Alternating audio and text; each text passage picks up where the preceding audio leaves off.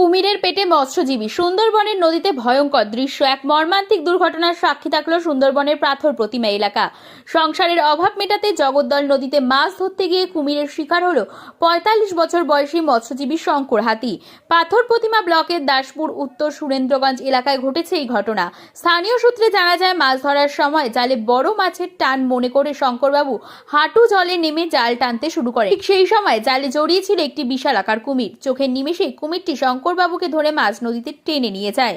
খবর পেয়ে গোবর্ধনপুর কোস্টাল থানা ও বন দপ্তরের কর্মীরা সঙ্গে সঙ্গে লঞ্চ ও নৌকা নিয়ে নদীতে তল্লাশি শুরু করেন। দীর্ঘ সময় তল্লাশি চালানোর পর এখনো পর্যন্ত নিখোঁজ শঙ্কর হাতিকে উদ্ধার করা সম্ভব হয়নি। এই ঘটনায় পরিবার ও গোটা এলাকায় শোকের ছায়া নেমে এসেছে। আমার নাম উত্তম মণ্ডল, বাবার নাম মিশ্র মণ্ডল। কিন্তু আমি যখনই খবর পাই তখনই এসে যখন খোঁজাখুঁজি করি, কিন্তু ১৫-২০ জন মতন কিন্তু পাইনি। কুমিরটা আশেপাশে কিন্তু ঘুরে এটে সেই জায়গায় সেই মুহূর্তে পাইনি। আর না খুঁজে পাওয়ার জন্য আমরা চলে এসেছি অন্ধকার হয়ে যাওয়ার সময়। জি প্লট উত্তর সুরেন্দ্রগঞ্জ।